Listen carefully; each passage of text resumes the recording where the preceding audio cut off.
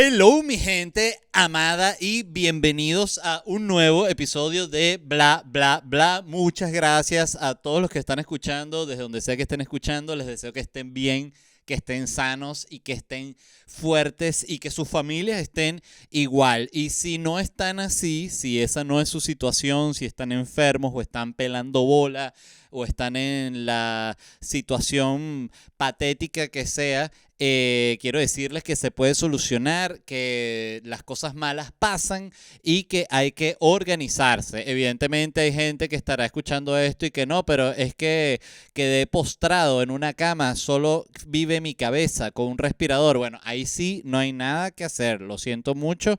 Explorar el mundo de la mente y de la imaginación, me imagino.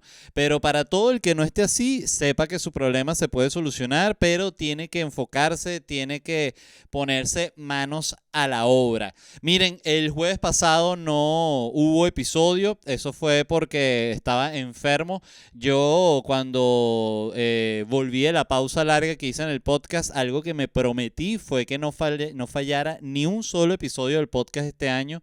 Y bueno, ya fallé. Fíjense que algo que sucedió fue que yo dije, miren, este año yo soy un carajo que estoy obsesionado con el stand-up y con ser bueno en stand-up. O sea, todo lo otro yo lo hago porque me divierte, porque me llena de otra forma, porque puedo ejercitar mi creatividad. Pero este fue el año que yo dije, este es el año del podcast. Quiero de verdad hacerlo con constancia, con voluntad, con la intención correcta, la verdad. Y me pasó que el jueves pasado, o sea, yo grabo siempre un día antes, ¿no? Y o sea, yo grabo los lunes y los miércoles y salen los martes y los jueves los episodios. Lee se venía sintiendo mal desde el fin de semana, pero el martes, si no me equivoco, si fue el martes o miércoles, creo que fue el miércoles, la llevamos al pediatra, ¿no? El pediatra es un tipo muy agradable, es un carajo que tiene 1 millón de años siendo pediatra, tanto tiempo que él fue el pediatra de la doctora que trajo a Lee al mundo. O sea, así de tiempo lleva ese tipo siendo pediatra y de verdad me genera muchísima confianza a él. Eh, Llevamos a la bebé, le hizo varias pruebas ahí, sabes que le hacen la prueba de la influenza, la prueba de tal, y unas pruebas que te dicen y uno no tiene ni puta idea. La prueba del titicheprach, entonces uno dice, perfecto, háganla, eso es súper importante. Entonces nos dijo que bueno, que no, que había dado negativo en todas esas pruebas, así que chévere, que lo que tenía era un virus estomacal. Entonces, bueno, básicamente nos mandó unas pastillas para que ella no vomitara tanto o parar el vómito y que pudiese comer, pues claro, la bebé al vomitar le agarra como miedo a comer. Entonces, manténganla hidratada, con la pastilla ya va a dejar de vomitar y va a volver a comer. No se preocupen si está 1 o 2 días que no coma, lo importante es que ella toma su teta, tome su agua, esté hidratada, ella va a volver a comer, no se preocupen, ¿no? Y nosotros, bueno, es chévere, nos quedamos tranquilos de que la bebé estaba estable, de que no era nada grave, nos fuimos contentos. En la tarde nos empezamos a sentir mal. La primera fue Angélica, que dijo, coño, tengo como ganas de vomitar y tal. Y ahí como a las 2 horas yo también me empecé a sentir mal. Y yo dije, esto es un virus estomacal, porque a mí esa vaina me ha pasado varias veces y como que reconozco muy bien los síntomas, ¿no? Y efectivamente fue un virus que nos volvió mierda. O sea, mal, mal, mal del estómago, vómito, vaina, las niñas vomitando. O sea, nos dio a todos. O sea, fue además esto que son como virus que se desarrollan muy rápido. O sea, es una vaina impresionante. Y bueno, y el punto es que el día que yo grababa, la verdad me sentía muy, muy mal. Estaba literalmente echado en el sofá, bueno, pidiendo que viniese un cura, ¿no? A escuchar mis últimas palabras, yo pedirle a Dios, ¿no? Por haberlo negado tantas veces y poder entrar al reino de los cielos. Pero me logré recuperar, pero sí tuve la decisión de, bueno, no voy a hacer el podcast, voy a descansar hoy porque no quiero estar en ese estado. Teníamos a Poli de invitada, tuvimos que cancelarle porque, bueno, no solo porque estábamos vuelto mierda, sino porque la íbamos a contagiar del virus. Entonces no hay que ser responsable en ese sentido, lo lamenté mucho también, pero ya estamos cuadrando con ella para que venga pronto. ¿Qué era lo otro que les iba a comentar? Quería hablar del tema de Sydney Sweeney, que siempre yo le decía Sweeney, le decía yo. Sydney Sweeney, que para quien no sepa quién es esta catira que está buenísima, que tiene unas tetas gigantes, que es actriz, que salió en la película de Once Upon a Time in Hollywood, tiene un pequeño papel ahí. Pero, ¿cuál fue la película que realmente la lanzó a la fama a ella? Ella hizo una fama con este otro rubio que salió en Top Gun, que es como una comedia romántica que le fue muy bien. Ella salió en Euphoria, realmente fue ahí que se hizo famosa y así fue que la conocí yo en Euphoria. Y ella es una mujer que ha tomado la posición de la bomba sexy, es como la bomba sexy moderna, actual. ¿Y qué pasó? Bueno, que ella ha hecho cantidad de publicidades, ella hace poco sacó un jabón que era hecho como con el agua de la bañera de cuando ella se baña y se limpia la cuquita y toda la cuestión. El jabón fue un éxito, la compañía se dispararon las acciones, otra compañía compró la compañía que hizo el jabón. O sea, todo lo que toca la jeva se convierte en oro mediáticamente porque genera mucha conversación ella, ¿no? ¿Y qué pasó? Que ella sacó ella fue parte de una campaña de esta compañía que se llama American Eagle, que es una compañía de jeans. Y el tema como de la campaña era como que Sydney Sweeney tiene buenos jeans, pero era un juego de palabras con genes, que es como se dice en inglés, genes es jeans. Entonces, el tono era como que Sydney Sweeney tiene buenos jeans en el sentido de que la jeva está buena, es catira, tiene las tetas gigantes, está buenísima, todo el tema. Entonces, ¿qué pasó? Que lo agarraron y lo convirtieron en que era básicamente un peo nazi, un peo de eugenesia y una locura de superioridad blanca y todo este peo, ¿no? Evidentemente todo esto surge online porque básicamente en internet lo que abunda es gente cogida que ve vainas donde no las hay y una campaña que de una gente que está sacando unos jeans la llevan a que es un mensaje nazi, que es una vaina que es totalmente absurda y que no tiene ni pie ni cabeza, porque esa gente lo que quiere es vender jeans. O sea, entonces lo llevaron hacia ese tema, intentaron de manera, coño, intensa cancelar a la marca, ¿no? Como campaña de cancelamiento, ¿no? ¿Y qué pasó? Que la marca dijo, miren, no pasa nada, la campaña es sobre los jeans, no es sobre otra cosa, todo el mundo tiene buenos jeans o que a todo el mundo le quedan bien unos jeans, eh, chévere. Entonces, ¿qué pasó? Que arrecho lo que es no dar el brazo a torcer con esas vainas, porque si hubiese pasado esto hace 2 años, la marca habría tenido que salir con un comunicado diciendo disculpen que dijimos lo de los jeans, sé que ofendimos a dos carajas, entonces lo mejor es cancelar toda esta campaña en la que hemos invertido millones de dólares. No sucedió. Debo también decir que me parece muy bien. Yo creo que no hay nada peor que dar el brazo a torcer con esas vainas de cancelamiento. No tienen el más mínimo sentido.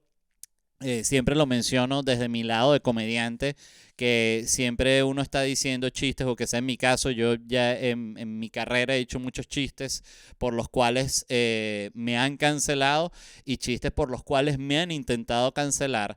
Y yo siempre he dicho de manera muy orgullosa y muy prepotente que nunca he pedido disculpas por un chiste y nunca voy a pedir disculpas por un chiste. ¿Por qué? No porque lo que uno diga es perfecto, no es porque uno no cometa errores, es porque la gente que te pide que pidas perdón es primero gente que no consume lo que tú estás haciendo, gente que le vale verga, porque nadie que disfrute de la comedia le pide a un comediante que se disculpe por un chiste. Nadie, así mismo se los digo, nadie. La gente que pide a los comediantes que se disculpen es gente que odia la comedia, gente que no consume eso. Entonces, ¿por qué tú te disculparías con una gente a la cual literalmente tú no le debes nada? Yo siento que ningún comediante, ese como, digamos, vamos a verlo así, como ese pensamiento de el artista se debe a su público. El artista le debe muchísimo a su público. El artista le debe su vida, básicamente en el sentido de todo el dinero que gana, lo debe a su público. Pero el artista no tiene que hacer nada por su público. Y aquí voy a explicar por qué. Porque el artista lo que tiene que hacer es lo que él sabe hacer.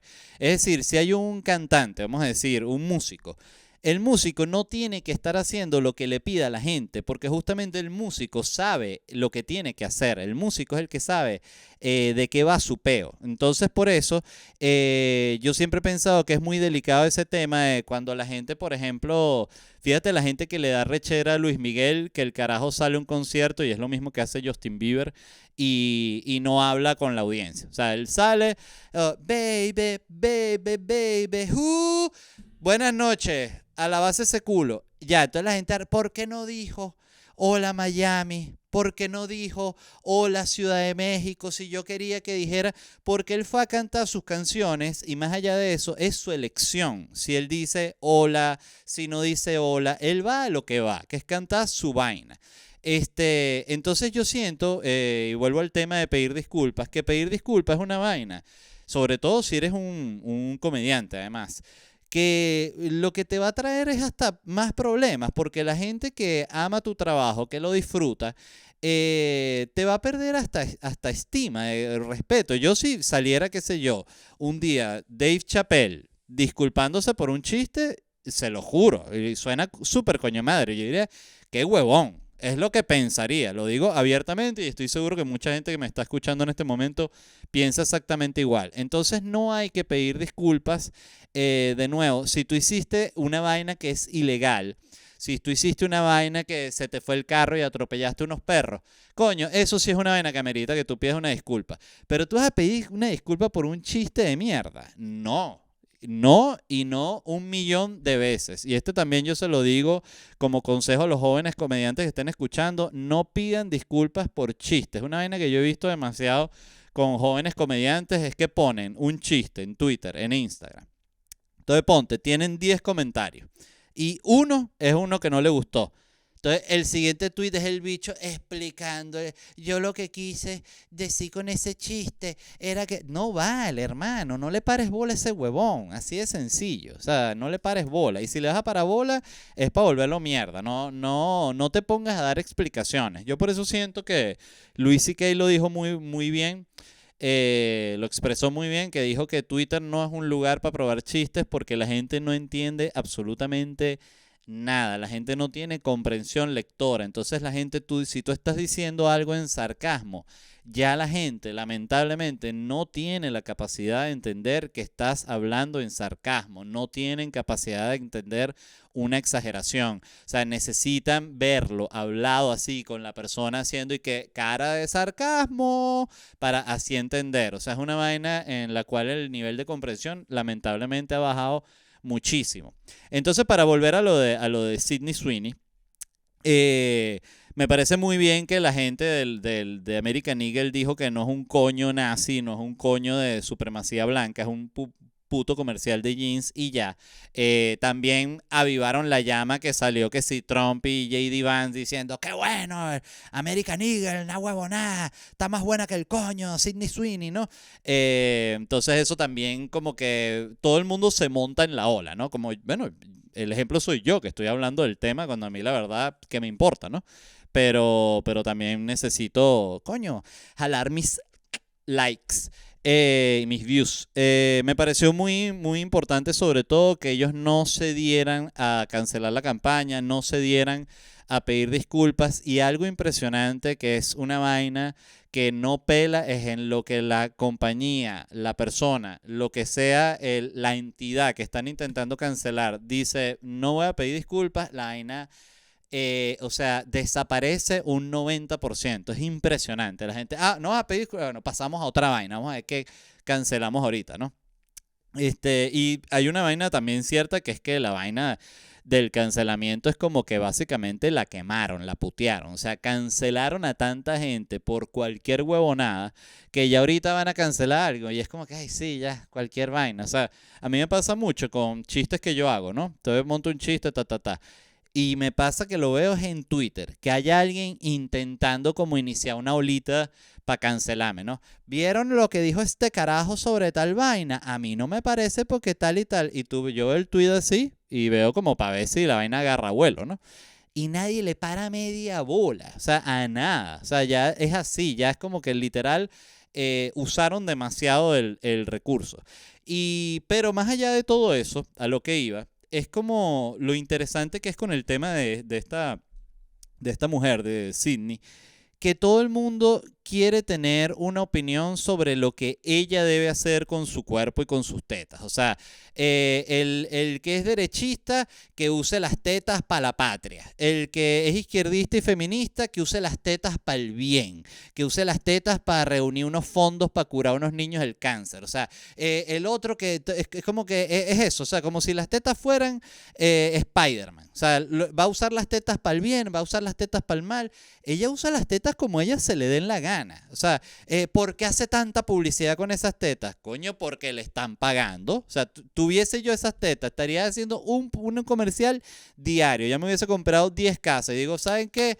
Bórrenlo. Ya estoy viviendo los alquileres, me sale a culo todo. Y me las pirceo.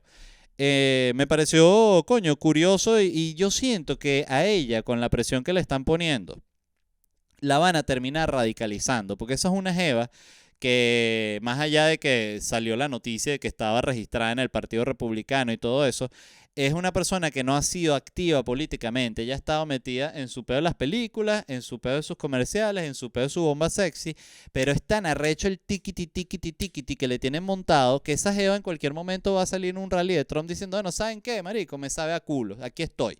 Y siento que eso es lo que sucede cuando la gente la presionan tanto. Me pareció un tema curioso y digno de hablar. Otra cosa que les quería mencionar fue algo que estuve hablando en el Instagram, una reflexión que publiqué y que quise desarrollar y extender aquí en el podcast. Pero antes de eso les quiero mencionar rápidamente dónde me voy a estar presentando, dónde voy a estar haciendo stand-up comedy. Voy a estar este viernes 22 de agosto, que no es este viernes, pero es de este mes.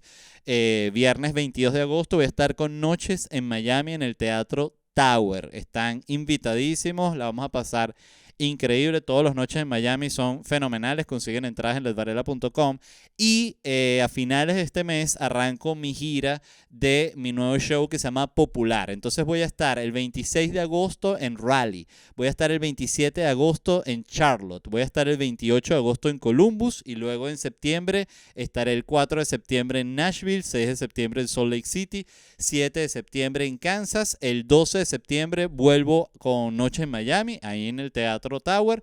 17 de septiembre en Filadelfia, 18 de septiembre en Boston, 20 de septiembre en Indianápolis y a partir de octubre estaré visitando Dallas, Houston, Austin, muy importante, New York, para toda la gente que está escuchando, porque en New York me escribieron mucho, ¿cuándo vienes a New York? ¿Qué pasa con New York? Ya tenemos función en New York, será el 1 de noviembre, estaré en New York. Consiguen las entradas en ledvarela.com. El 7 de diciembre Ciudad de México, 11 de diciembre Cancún y 13 de diciembre Guatemala. Todo, repito, en ledvarela.com. Ajá. Volviendo al tema de lo que comenté en Instagram, esta semana hice el ejercicio, pues básicamente estuve, bueno, de cama, la verdad, me sentía muy, muy mal. Tenía mucho tiempo sin sentirme así de enfermo. Entonces estuve como reflexionando mucho. Algo, por ejemplo, que comenté y que lo repito aquí, es que no hace falta, fue algo que me trajo mucha conversación. Qué impresionante como a veces publico un mensaje o a veces publico que si, no sé, una historia haciendo un chiste, una reacción, cualquier vaina, y digo, esto va a ser un palo y es X, y de repente digo, esta vaina, y escribo un textico así sobre un fondo negro y esa vaina trae mucho más compartidas y mucha más respuesta que cualquiera de las vainas que he hecho en el mes, ¿no? Eso es lo interesante de cómo funcionan las redes sociales, que realmente tú no sabes qué es lo que va a pegar, qué es lo que va a traer conversación.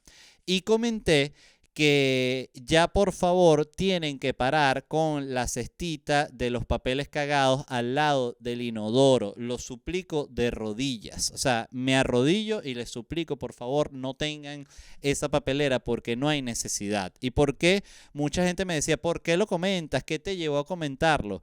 Me llevó a eso de que muchas de las casas que voy de amigos míos aquí en Miami y en general, sobre todo de gente latina, que es la gente de la cual soy amigo, siguen manteniendo el hábito de la cestita para los papeles cagados y eso no hace falta, no ahorita, desde hace décadas no hace falta. El sistema de alcantarillado, el sistema de aguas negras ya está preparado para aguantar ese papel y el mismo papel toalé ya está diseñado para deshacerse fácilmente en el agua. O sea, es una cuestión tecnológica. Hay excepciones en las cuales no se debe lanzar el papel al inodoro, por ejemplo, la gente que tiene una casa y las aguas negras van a una fosa séptica, no está bien lanzar el papel porque puede tapar la vaina, complica la limpieza, todo eso.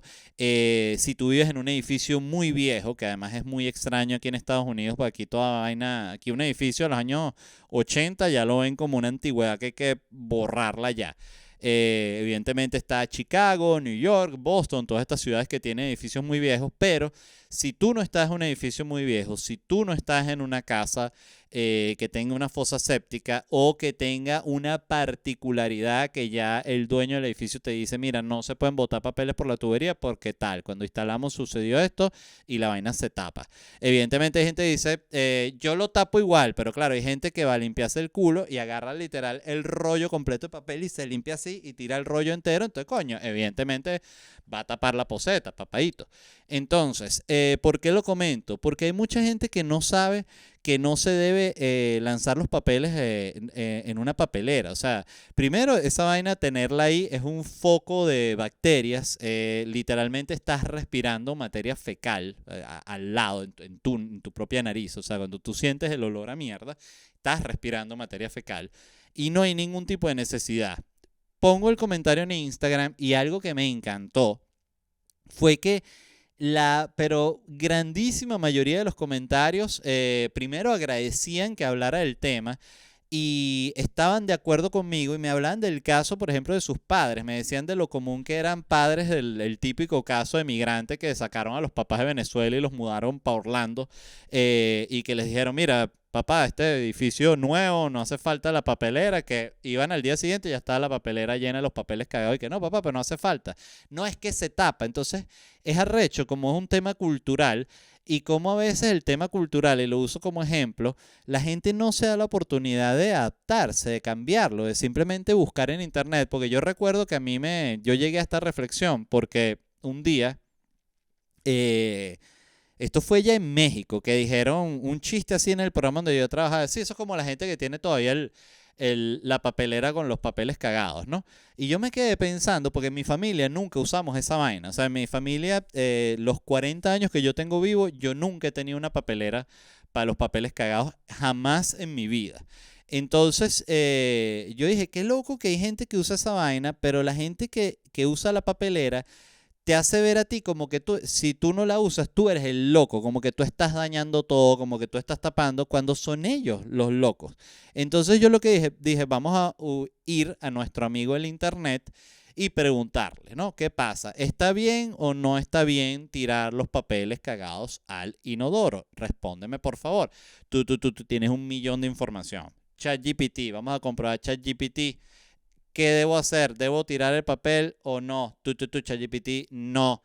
Sí, exacto, tíralo, o sea, no tengas la papelera. Entonces, bueno, lo que hago aquí es básicamente, coño, tratar suena muy prepotente, pero tratar de educar y que si usted todavía tiene el hábito de la papelerita, básicamente métase en Google y averigüe sobre el sistema de alcantarillado de su país, del edificio donde usted vive, si la casa donde usted vive tiene un foso séptico o no, o va directo a las aguas negras del sistema de alcantarillado, porque es muy probable que usted esté manteniendo un hábito que no solo es una cochinada, sino que es totalmente innecesario. Entonces, busque y si usted se elimina la papelera de su vida, de nada. ¿Qué era lo otro que iba a comentar? Que puse también, esto también otra reflexión que escribí acostado enfermo en el sofá. Voy a hacer una pequeña pausa para tomar café porque me encanta.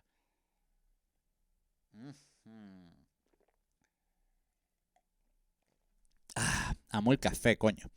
Eh, es que puse el tema de que arrecho como en redes sociales, pues me pasa mucho, y evidentemente va relacionado a que yo soy una persona que tiene un cierto número de followers, que obtengo muchas respuestas cuando publico cualquier vaina.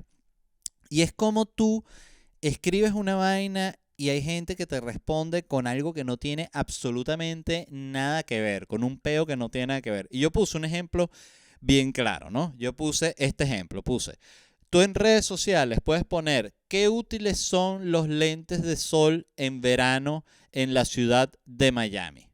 Tú dices, más claro, el agua, ¿no? O sea, estoy hablando de por qué los lentes de sol son útiles. Es verano, es Miami. En Miami hay mucho edificio blanco. El pavimento de los pisos es un concreto que es muy claro, refleja mucho. Es útil. Entonces tú dices, ya, o sea, esto no da para polémica. O sea, yo no estoy hablando aquí, mi opinión con el aborto y los niños trans es que, ok, ahí puedo entender que de manera por default va a haber polémica, va a haber respuesta. Esto es una vaina que no tiene nada de polémica. Esto es un comentario que más estúpido no puede ser. ¿Qué útiles son los lentes de sol? Esto no es un ejemplo para la gente que es literal. Esto es un ejemplo. ¿Qué útiles son los lentes de sol en la ciudad de Miami en verano? Y las respuestas son, ¿y cómo voy a usar yo lentes de sol si estoy en Noruega y es de noche y es invierno? ¿Será para no ver nada? Y uno dice, pero men, tienes peos mentales, es una vaina muy arrecha. Y lo peor, y esto es 100% real para la gente que me sigue, lo puedo comprobar, es que yo pongo ese ejemplo y me escribió un carajo que él sin darse cuenta era el ejemplo y la respuesta fue algo como que, bueno hermano, pero es que tú también, si pones algo tan obvio como que los lentes de sol son útiles en Miami, evidentemente la gente te va a responder con una patanada. ¿Por qué? O sea, no entiendo. O sea, es como que hay una necesidad de expresar como arrechera por expresarle y ya. O sea, no tiene ni siquiera que ver una argumentación. Y eso me llamó muchísimo la atención y dije, lo quiero hablar en el podcast. Y dije, lo quiero hablar en el podcast porque quiero buscar cuáles son las razones de por qué hay tanta pelea en redes sociales, ¿no? Entonces, pienso que la primera, y aquí no es como ni siquiera como para profundizar mucho, es que hay poca comprensión lectora. O sea, la gente no sabe leer. O sea, la gente sabe leer en el sentido de que se saben las letras, saben cómo es una palabra, pero no tienen comprensión. Y otra cosa que he notado muchísimo y que me pasa no solo cuando publico un texto, sino cuando publico una historia yo hablando, es que la gente responde antes de que ni siquiera terminar la historia. O sea, me ha pasado, por ejemplo, así. Coño, últimamente, esto es otro ejemplo, ¿no? Últimamente, en Miami hay mucho sol y cada vez que salgo a la calle he sentido que el sol me quema la piel. Esa es mitad de la historia, ¿no? Entonces veo que tengo 15 respuestas. Tienes que usar protector solar, pero lo que seguía después en la historia es por eso que decidí usar este protector solar y se los quería recomendar. O sea, la gente no tiene ni la paciencia de terminar los 30 segundos que dura la puta historia para ya responderte formando un peo. Entonces es como que hay que calmarse. O sea, yo siento que algo que a mí me gusta mucho hacer, cada vez que hay algún tema que me resulta polarizante o que me afecta de cualquier forma, antes de yo responder, antes de yo publicar algo, me gusta leer un poquito al respecto. ¿Por qué? Porque yo soy un carajo que soy coño de madre en ese sentido. Entonces yo digo, si yo voy a entrar a un tema, quiero ya entrar informado, para que cuando salga la gente a tirar coñazo, yo tener, ¿sabes? Con qué defenderme, o sea, necesito saber más sobre el tema. Entonces siento que hay un tema de comprensión lectora, creo que hay un tema también de simplemente hablar por hablar, de decir algo porque sí, de simplemente romper los huevos. Eso me parece hasta, va a sonar medio absurdo, me parece comprensible. Creo que es una reacción natural de la gente romper los huevos. Yo lo he hecho, entonces no voy a estar acusando a nadie de eso. Y creo que una de las razones también finales de ese tipo de comportamiento es simplemente brutalidad. O sea, y me puse a investigar básicamente cómo se llama eso. O sea, cómo se llama esa vaina de cuando tú hablas una mierda y te responden con algo que no tiene absolutamente nada que ver. Y hay una vaina que se llama, en español es el famoso y tú también, ¿no?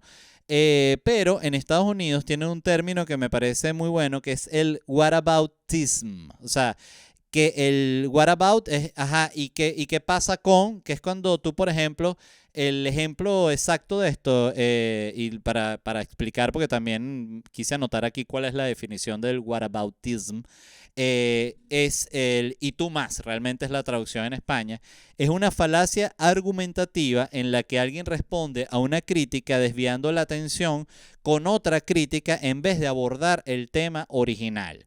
¿Cuál es el ejemplo perfecto de esto?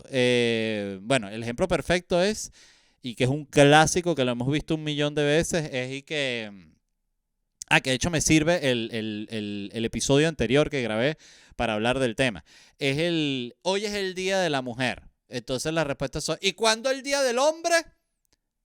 Hermano, estamos hablando del Día del Hombre. O sea, ¿sí me entiendes? O sea, ¿cuál es la intención de eso? De nuevo, es desviar el tema, es no hables del Día de la Mujer.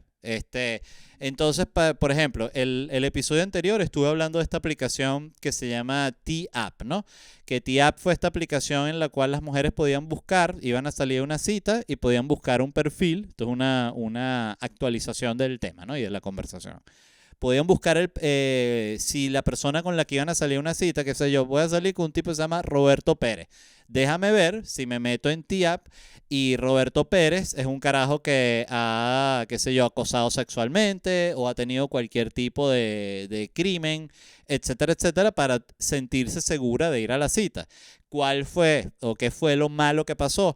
Que no todas, evidentemente no todas las mujeres, porque generalizar, pero mujeres que están en la aplicación, la estaban usando de mala manera porque estaban difamando a exes con los cuales simplemente habían terminado mal y estaban hablando mierda de ellos y el hombre no tenía la probabilidad no tenía la posibilidad, disculpen, de defenderse.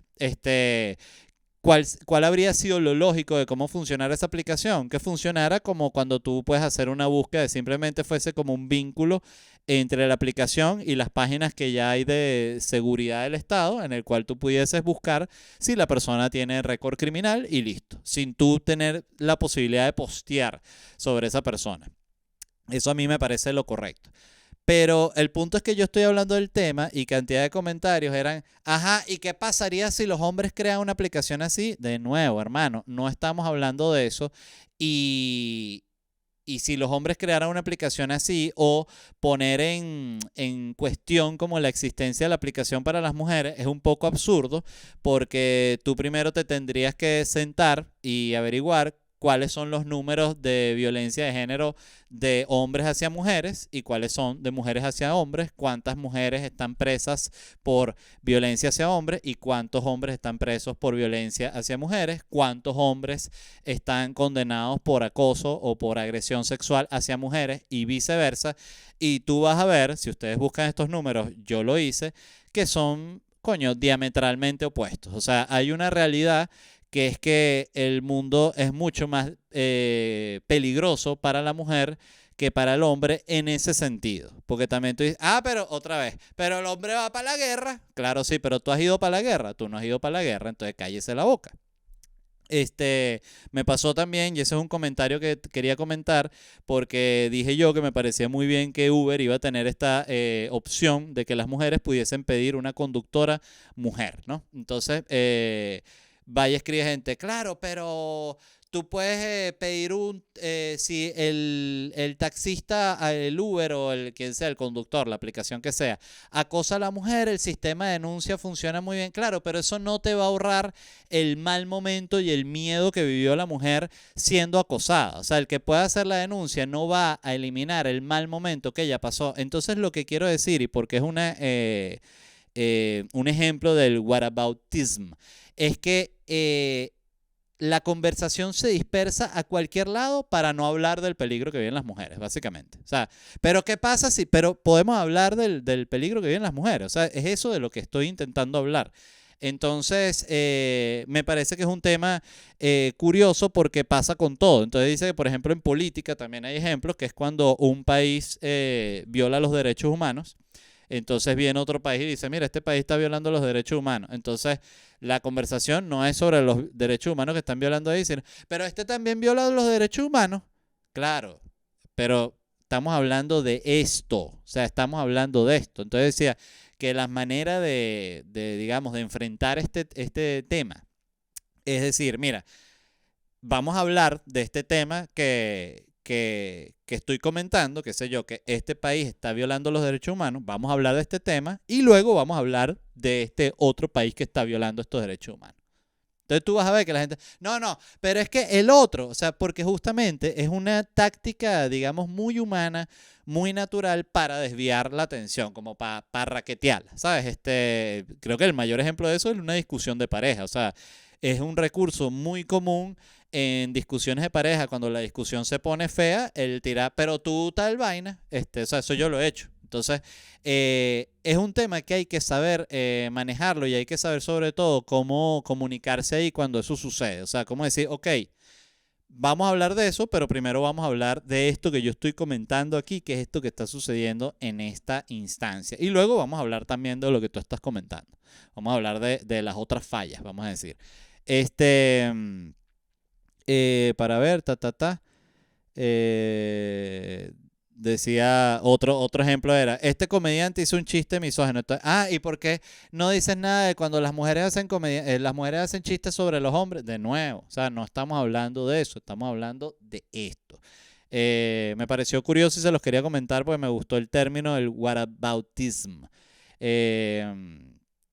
Y decía que bueno, que porque es una falacia, porque no niega el argumento original ni lo refuta, sino simplemente lo que hace es desviar la atención. Entonces creo que es algo de lo que nosotros tenemos que estar muy pendiente cuando hablamos para no caer en esa posición tan mierdera. Y lo digo hablando desde mi propio punto, porque a mí me pasa y siento que es algo que es un recurso que uno usa mucho cuando te tocaron una fibra que te molesta.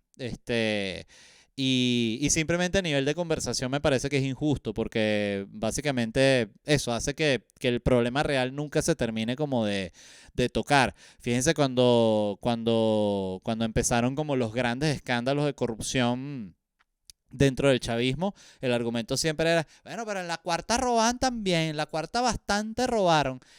No es que no importa si robaron o no robaron en la cuarta, lo que importa es que se está hablando de lo que tú estás robando en este momento y el que hayan robado en otro periodo no quita que el que tú estés robando está mal, o sea, no lo justifica, que es algo muy de político eso, de que, pero el otro también jodió, claro, pero eso a ti no te da derecho a joder, ¿me entiendes? O sea, todo lo contrario. Eh, eh, pero bueno, eso pasa mucho. ¿Qué otra cosa para ver? ¿Qué tenía más por aquí? A ver, ¿qué otro tema?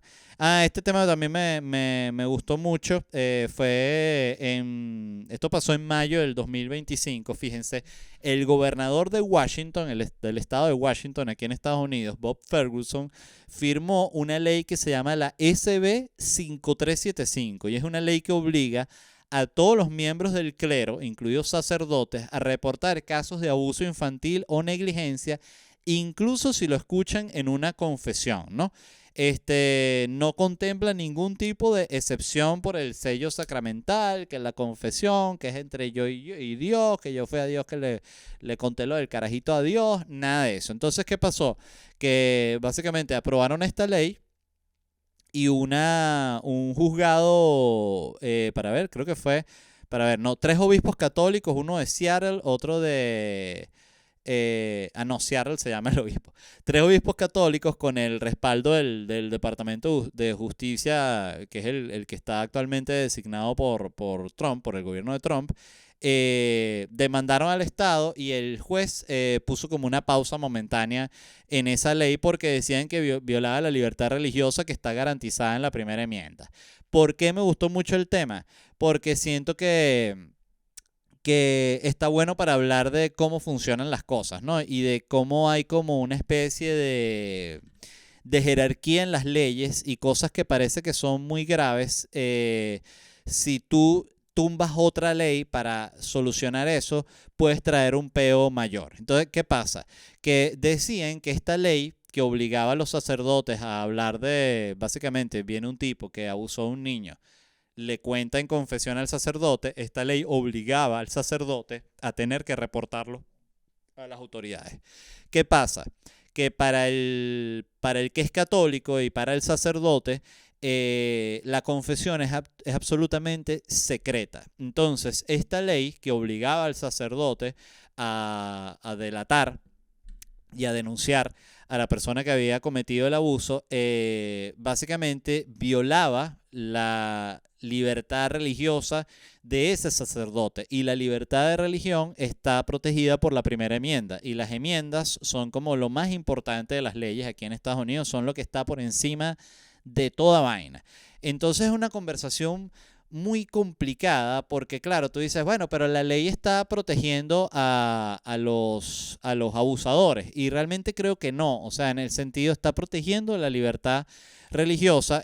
Tiene un ángulo siempre medio raro que es como que de repente tanta gente se active con una vaina donde saldrían jodidos abusadores, pero lo cierto es que en ese caso, esta es mi opinión, es demasiado importante esa primera enmienda que es la que protege básicamente la primera enmienda es la que protege la libertad de religión, o sea, el gobierno no puede establecer una religión oficial y tampoco puede prohibir la práctica de ninguna religión. Es la misma enmienda que protege la libertad de expresión, es la misma enmienda que protege la libertad de prensa, la libertad a la reunión pacífica y la libertad al exigirle al gobierno que arregle cosas, o sea, a protestar. O sea, todo eso lo protege esa enmienda. Y dije, coño, qué interesante porque fíjate que eh, es eso, o sea, es como que no puedes ir en contra de una enmienda que es tan importante como la libertad religiosa de todo un país por obligar a este carajo a que denuncie esto. Lo que sí creo es que ahí digamos así, la reflexión no debe venir tanto del gobierno y tanto del Estado, debe venir más de la iglesia. Es como que porque tú tienes todavía en tu iglesia un reglamento que protege a gente que está abusando de niños. O sea, eso sí es súper, súper cuestionable, pero también todos sabemos cómo ha sido la religión con esos temas, ¿no? Y en particular la iglesia católica. Y dije, coño, ¿qué? Porque me dejó loco, porque recuerdo que cuando leí la noticia, dije, pero coño, ¿cómo van a permitir eso? Que el que escuche la confesión no lo pueda denunciar, que lo proteja. Pero es justamente por eso, porque siento yo que la obligación de las cortes es proteger las leyes que están más alto en la jerarquía y de eso se trata. O sea, justamente es un poquito así, no sé si tan así, pero sí creo que tiene que ver como cuando tú ves que la gente no tiene problema con que se violen los derechos humanos de los presos, por ejemplo. Y dice, pero eso es un preso, que se joda. Claro, pero tú tienes que proteger los derechos de los derechos humanos de todos los humanos, porque esa es la única manera de asegurarte que los tuyos van a estar protegidos. Es súper, súper loco y es un concepto difícil de entender y difícil de procesar, pero yo particularmente siempre lo he sentido más con la libertad de prensa. O sea, tú ves, por ejemplo, que mucha gente no cree en la libertad de expresión, creen en su libertad de expresión, pero creen que tal y tal y tal, que no piensan como ellos, deberían estar censurados. Pero ¿qué pasa? Que si tú no proteges la libertad de expresión de absolutamente todo el mundo, esa es la manera en la que tú estás poniendo en bandeja que te la quiten a ti. Porque de repente está montado el gobierno que es el que a ti te gusta y el que está censurando y el que está jodiendo a la gente que a ti no te gusta. Pero ¿qué pasa? Que si tú no luchas por la libertad de expresión de esa gente que a ti no te gusta, cuando te toque a ti, cuando cambie el gobierno, que va a cambiar y te vengan a joder a ti, tú no vas a poder decir un coño, porque tú estuviste a favor de que estuviesen censurando a todo el mundo. No sé si me explico. Pero es un tema que yo siempre lo veo mucho y a mí me parte el alma cuando tú ves que no hay esa consideración a respetar los derechos humanos de la gente. No es que al tipo que está preso haya que respetarle los derechos humanos porque uno piense que el malandro es bueno, es porque hay una lucha más grande protegiendo los derechos humanos de absolutamente todos los seres humanos. Entonces es complicado y te das cuenta de nuevo, vuelvo al mismo tema, que no todo el mundo cree en la libertad de expresión. La gente cree en la libertad de expresión de ellos, pero piensa que el otro sí debe estar jodido. Y lamentablemente no es así. Tú tienes que proteger el derecho de la expresión, el derecho de expresión de la persona incluso que tú detestas y que su idea y que su discurso te parece detestable, él tiene el derecho a expresarlo. O sea, es así. Y esa es la única manera que tú tienes de proteger tu propio derecho. O sea, entonces a veces no se hace ese balance y a mí particularmente me parece bien delicado. Hay otras profesiones que también tienen esta protección en cuanto a la confidencialidad, ¿no? Como la que tienen los curas con el respecto a la confesión, que son los abogados, por ejemplo, los médicos, los psicólogos. Hay excepciones, evidentemente, hablan de que el psicólogo, por ejemplo, tiene ese derecho de no tener que divulgar absolutamente nada de lo que le está diciendo la persona, porque parte de su trabajo es justamente de que la persona se sienta cómoda en contar absolutamente todo lo que pasa por su cabeza sin saber que eso va a traer una consecuencia por fuera. Decía que la excepción es, según lo que leí aquí, cuando ya la persona representa un peligro para sí misma o para los otros, tipo, o hay un bicho que, qué sé yo, quiere hacer un tiroteo y le está contando al psicólogo, ahí sí el psicólogo puede romper la confidencialidad y acercarse a la autoridad y decir, mira, este bicho está más loco que el coño, lo lamento mucho, lo estoy tratando, pero si no lo paran va a ser tal vaina. Esa es la única excusa. Y lo mismo, muy, muy similar lo de los abogados y los médicos. Pero son profesiones que requieren de tener esta confidencialidad y que me parece que está muy bien que esté protegida, pero hay este choque en el cual ves que se fomentan estructuras también en la que gente que es muy mierda termina siendo protegida por la ley, ¿no? ¿Qué más tenía por aquí? Recomendaciones. No tengo muchas, la verdad, porque esta semana, como les digo, estuve muy, muy enfermo, entonces no vi demasiadas vainas. O sea, vi que sí, videitos de YouTube y así, de literal, que sí, de estos de turismo. Yo ahorita ando pegado con este que se llama Araya Vlogs, que se lo recomiendo. Es el clásico youtuber viajero que va que sí para Egipto y va para Paraguay y va para Brasil y te cuenta la vaina y provee la comida de cómo es la comida callejera en China y vaina así. Me parece que es un muy buen youtuber viajero porque la verdad es un tipo que es como muy ligero. O sea, y yo también aprecio mucho cuando la persona no tiene como que una constante postura política. Entonces, claro, no tienes por qué ir a politizar unos tacos que te fuiste a comer en China, ¿sí me entienden? Entonces he estado viendo más cosas así. Luisito Comunica también, estuvimos viendo unos episodios porque mi esposa no lo conocía y le dije, "Ah, coño, ve Luisito Comunica que son buenos los videos", y nos vimos varios videos de Luisito Comunica. Vi una sola película, que es una película que ya había visto, pero se las quiero recomendar porque me parece muy buena, que es la única película que hizo Dave Chappelle. O sea, Dave Chappelle ha salido en varias películas, creo, pero esta es la única que hizo él así como protagonista, escrita por él. Y es una película que se llama Half Baked, como medio cocinado, sería medio cocinado. No, bake es como horneado, como medio horneado, sería la traducción. Es una película clásica, clásica, clásica de marihuanero y es muy cómica. Yo tenía fácil como 10 años sin ver esa película y como siempre he contado aquí, se la puse a Angélica porque me dijo, vamos a ver una comedia. Y yo pensé en la película y le dije, ¿has visto esta? No, no la he visto, vamos a verla. Y me cagué demasiado de la risa. Es una muy buena película.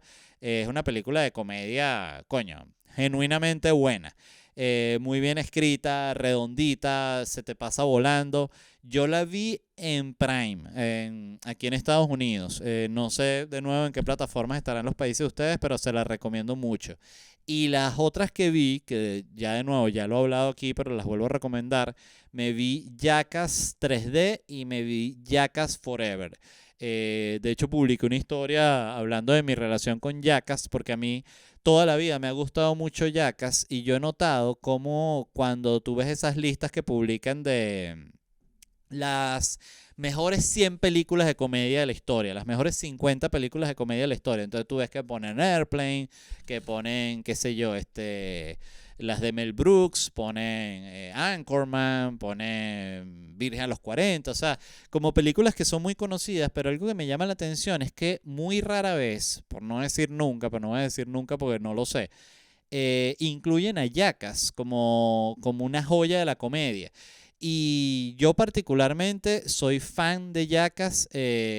Yo creo que cualquier película de Jackass es más cómica que casi que cualquiera de las películas que he mencionado ahorita, porque el ritmo de comedia que tiene Jackass es impresionante, es así, pam, pam, pam, pam, no para ni un segundo. Y hay un compromiso muy arrecho con hacerte reír. Hay una vulgaridad que solo ellos se atreven a llevarla a ese punto. Desde huevonadas que si, creo que es en Jackass 3D que hay un carajo que invitan que el carajo no sé por qué se puede tirar pedos así como on command, ¿no? O sea, como él quiera. Entonces le ponen que si como una cerbatana en el culo, el bicho tira una cerbatana y explota un globo. Y hace como un montón de vainas con pedos. Y ese tipo de comedia en general, siento yo que, sobre todo con la gente que se cree la gran huevona, es muy, la ven como por encima del hombro, como que, ay, sí, es cómico porque el carajo batió una pelota de ping-pong con el huevo. Coño, justamente, o sea, eso es lo que lo hace genial, o sea, y no es solo además los coñazos que se dan, no es solo todos los stunts y toda la destreza física que ellos tienen, sino el setup de cada chiste, el setup de cada...